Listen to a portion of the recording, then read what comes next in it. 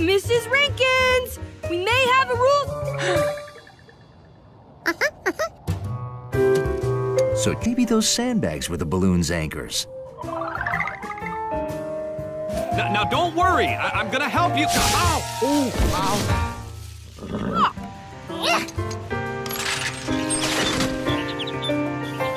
Oh, I forgot to take pictures.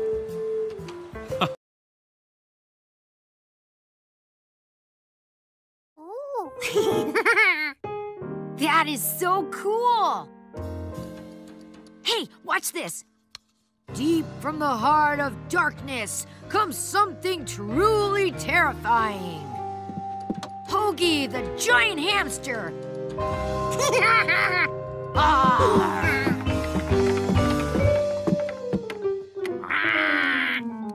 Oh no, my two-sided marker.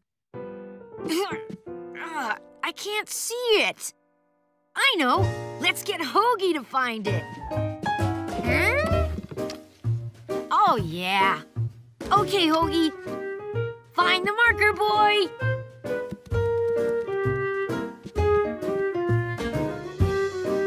Hey, I've been looking for that.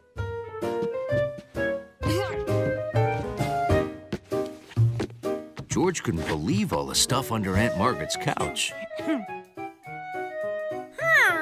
Stairs?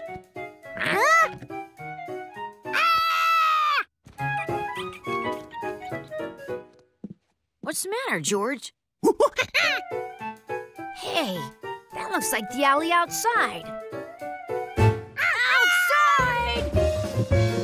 Oh, no! Hoagie's escaped and he's got Professor Weissman's camera. Bicycle, bicycle, bicycle, bicycle. Phew. Oh, how am I gonna find the little bitty hamster out there?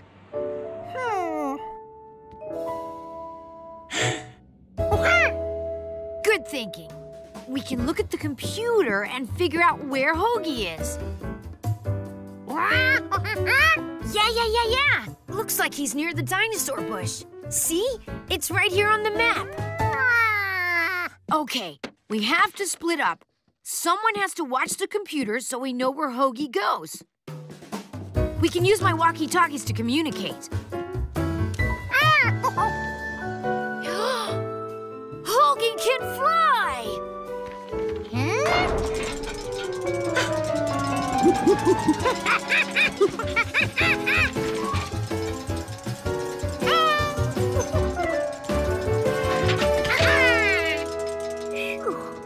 George had Hoagie.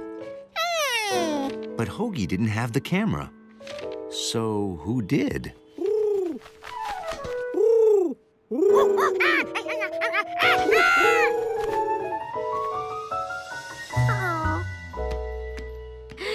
I lost the world's most incredible hamster! He can ride a bike and fly! George could chase the camera later. First, he wanted to get Hoagie home. And he could get there without a map. George, Hoagie landed in the park.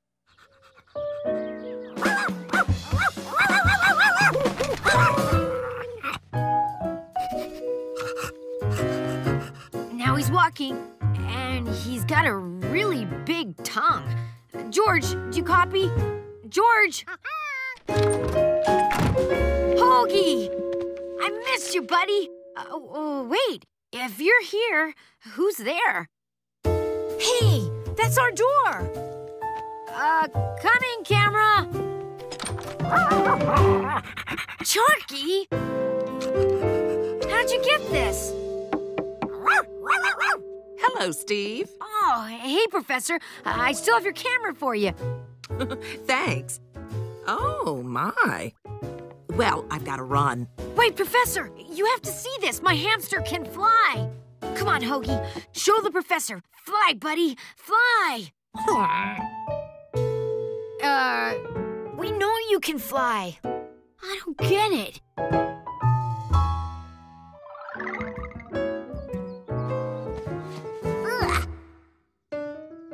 George was glad to hear there was a use for forgotten bananas.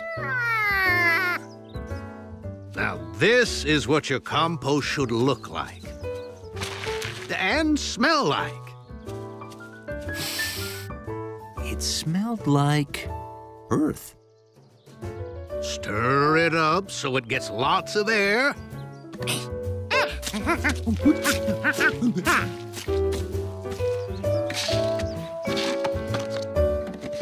This will keep your plants healthy and green.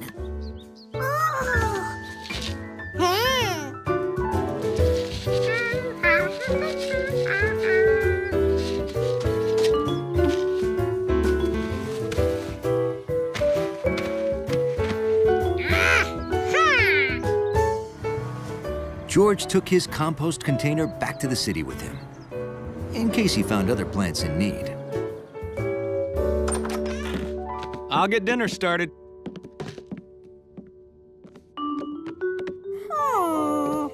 This plant looked hungry.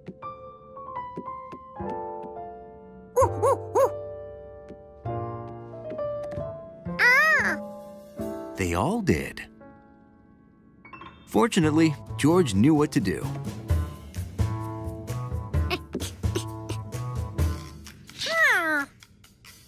There was no compost left. George knew what to do about this, too.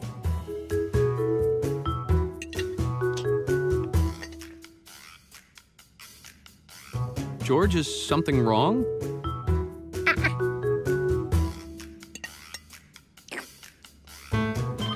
Oh, gotta get that. Finally, the man with the yellow hat was done eating.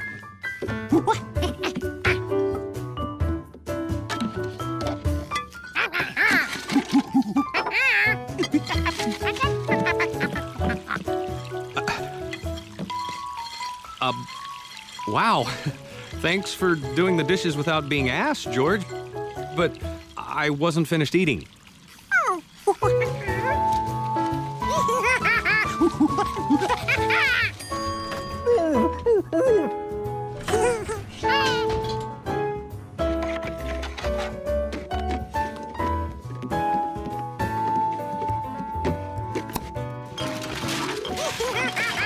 When you're making a big batch of compost,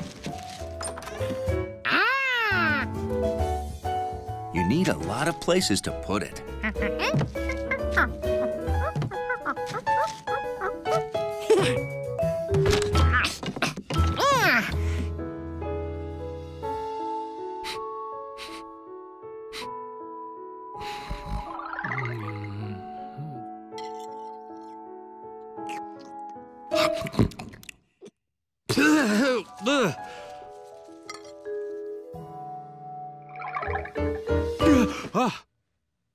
Whoa.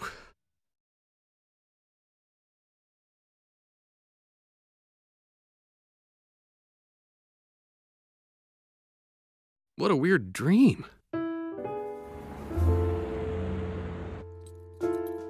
Hundley had been thinking. That much dirt and a monkey had to make something sloppy, and he was going to find it.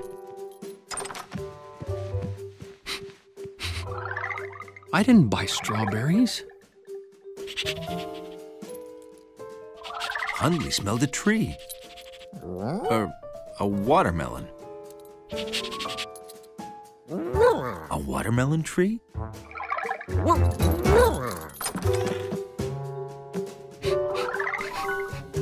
Spaghetti? No. Why is my flour jar here?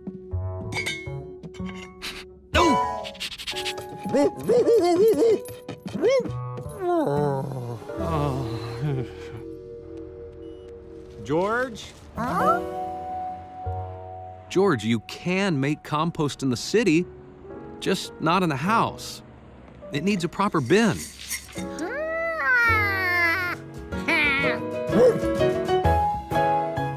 A few weeks later, the building had the healthiest plants on the block.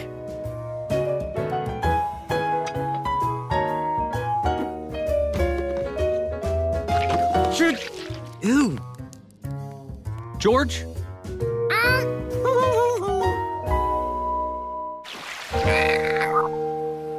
Frankie wants to play.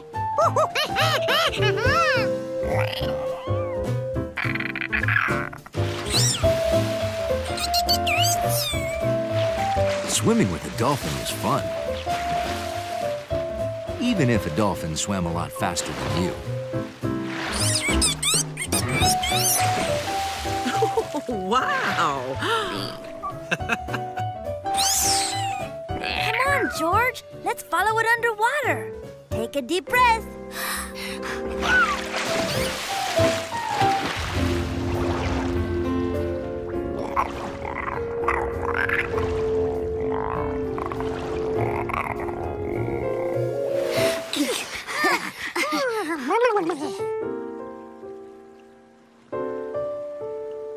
George and Marco were surprised how long the dolphin could hold his breath.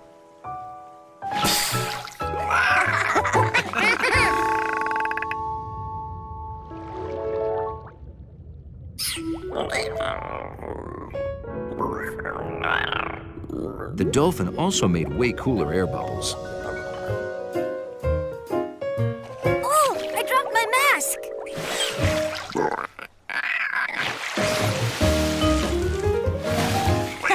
Gracias. See, boys, dolphins are excellent at finding things. Did you hear those sounds they were making underwater? He's using his sonar. The sounds bounce off the mask and tell him where to find it. See you later. Hey, can't we just walk back? I thought you could touch the bottom. We could, but the tide has been coming in while we've been playing, so now we can't. Hey, who moved the house? The tide. I mean, the house didn't move. We did. The tide carried us down the shore while we were swimming.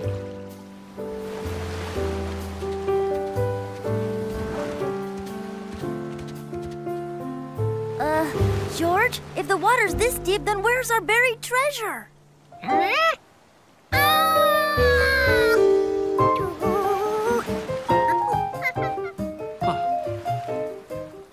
What are you guys looking for? We couldn't find any treasure, so we buried our own. Only now, it's underwater. Well, the good news is the tide will be out again in about 6 hours. I bet we'll find it then.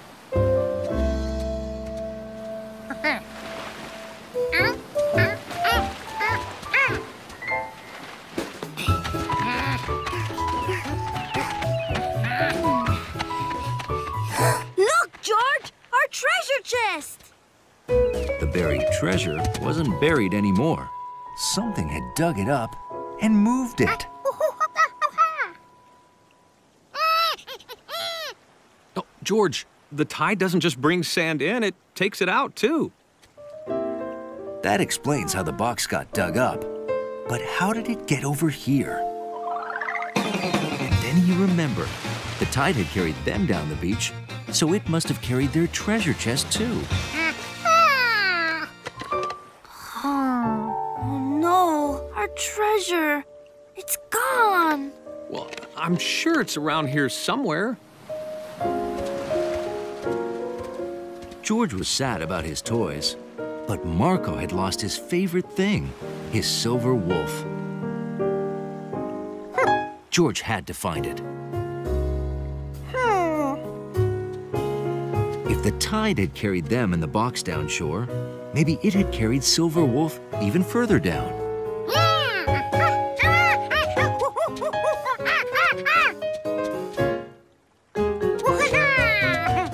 Silver Wolf! No!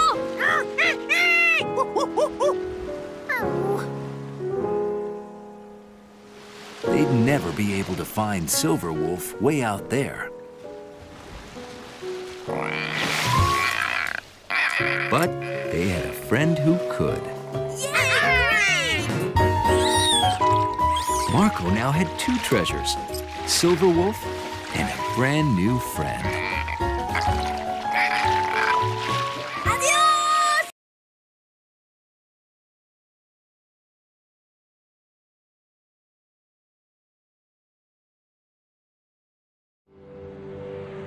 Pretty City Committee pod number 7. Come to order.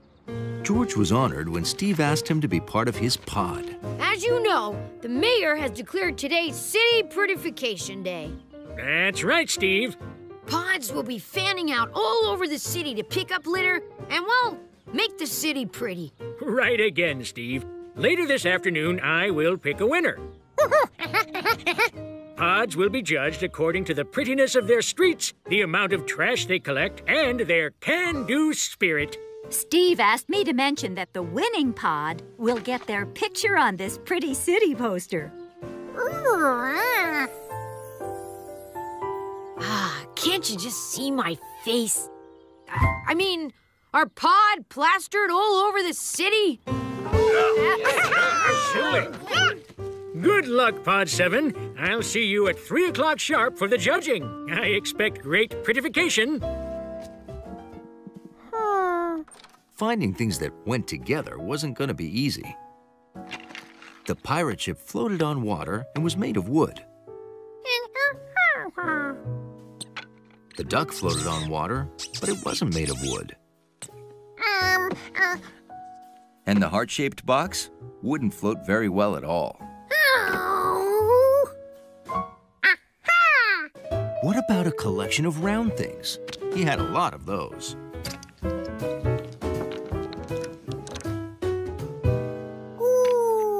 But wait, that meant he'd have to throw out the ship.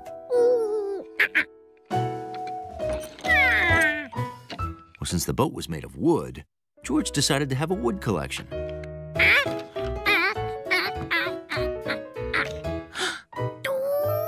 But then he'd have to give up his watch.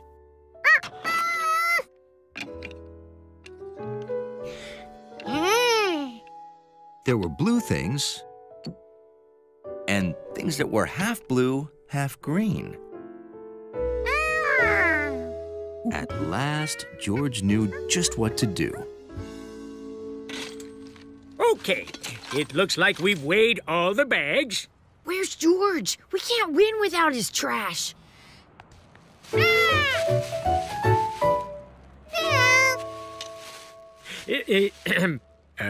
This bag is empty.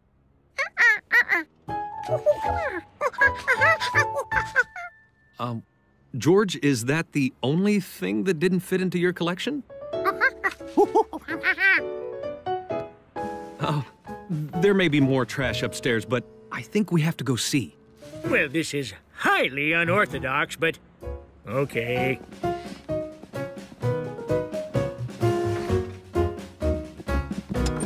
Now, I have to warn you, the apartment may look a little messy, so... Well, I'll be. That is beautiful, George. Beautiful? Oh, it's a work of art. A color collection. Way to go, George. And what better way to capture the can-do spirit of Pretty City Day than to turn trash into something, well, pretty? With your permission, I'd like to hang this in the City Art Museum. In fact, I think that would ensure that Pod 7, led by Steve, will be on the Pretty City poster. I hereby declare that Pod 7, led by Steve, is the winner of the City Prettification Contest. Isn't it great, George? Our picture on a poster, thanks to your work of art.